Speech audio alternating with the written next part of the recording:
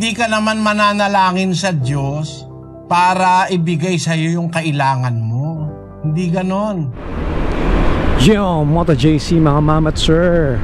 So, we are here along Commonwealth Avenue. So, makikinig lang tayo muna while strolling habang nag-joyride lang tayo. Hindi joyride na ano kundi joyride na biyahe. So, mga boss, eto ang magandang panoorin ngayon. Dapat ang hilingin o hilingin sa panalangin, no? So pag nanalangin tayo, ano ba yung dapat hinihingi mo? Ano ba dapat yung hinihiling mo sa Diyos kapag nananalangin tayo? So tara, pakinggan natin mga boss. Eto na.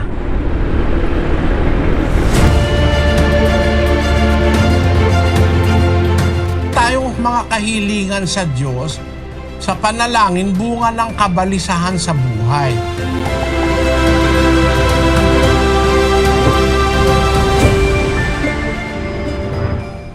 Hindi ka naman mananalangin sa Diyos para ibigay sa iyo yung kailangan mo. Hindi ganon. Kaya ka nananalangin sa Diyos para sa kanyang proteksyon, para magpasalamat, para ingatan ka niya. Pero yung kailangan mo, hindi mo na ipapanalangin yun. Alam niya yun eh. Hindi na dapat yun eh. Bahagi pa ng panalangin yung kailangan mo.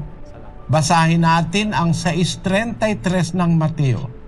Datapwat hanapin muna ninyo ang kanyang kaharian at ang kanyang katwiran, at ang lahat ng mga bagay na ito ay pawang idaragdag sa inyo.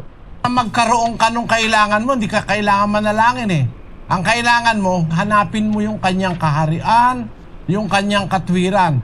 At yung kailangan mo, idadagdag niya na lang sa iyo yun. Kahit hindi mo hingin, bibigay niya yun eh. O, tuloy natin kapatid na Daniel. Kaya't huwag ninyong ikabalisa ang sa araw ng bukas, sapagkat ang araw ng bukas ay mababalisa sa kanyang sarili. Sukat na sa kaarawan ng kanyang kasamaan. Ano ba yung ikinababalisa ng mga tao? Sa 6:31. Kaya huwag kayong mga balisa na mangagsabi, ano ang aming kakanin? O ano ang aming iinumin? O ano ang aming daramtin?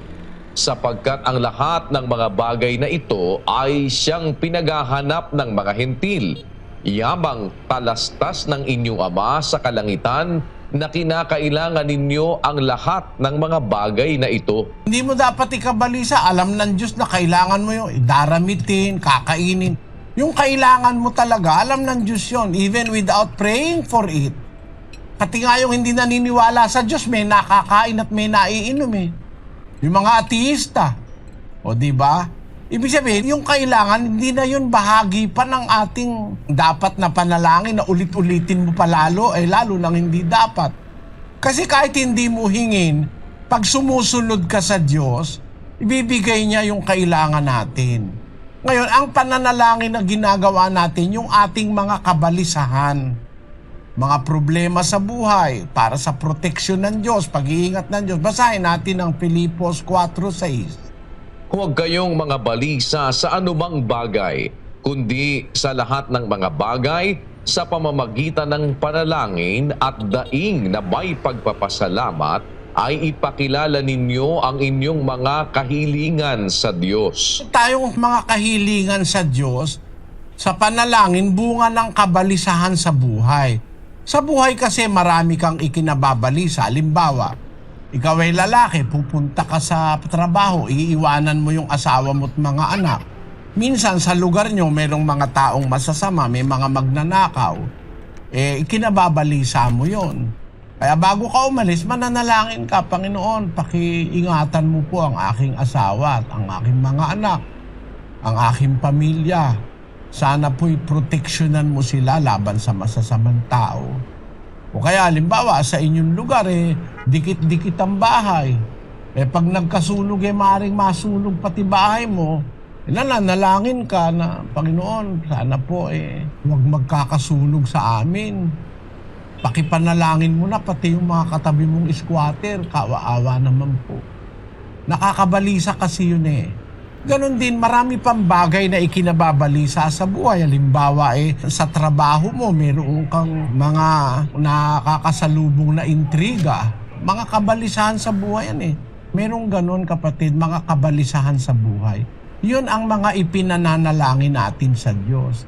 Yung halimbawa, yung asawa mo ay nagdadalang tao, manganganak, hindi naman kaya basta-basta ng doktor halimbawa, dadalangin ka sa Diyos. Yung mga kabalisahan na yon ang ipinananalangin natin. Pero yung kailangan mo, kahit hindi mo nga ipanalangin, bibigay ng Diyos yun. Lalo na, pagka uulit-ulitin mo pa, bigay mo ang pagkain sa amin araw-araw, bigay mo para bang gutom na gutom ka, bigyan mo kami ng kakanin sa araw-araw, ulit-ulit mo sinasabi, parang bingi yung Diyos, nakaka-offend sa Diyos yun.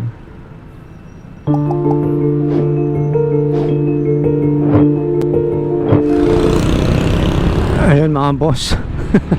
Tapos na pala.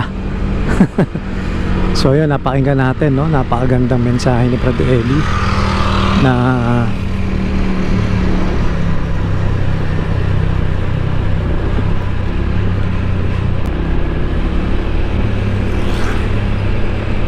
so yun mga boss, so napakinggan natin, no? Kung ano yung dapat mong hilingin sa panalangin, no?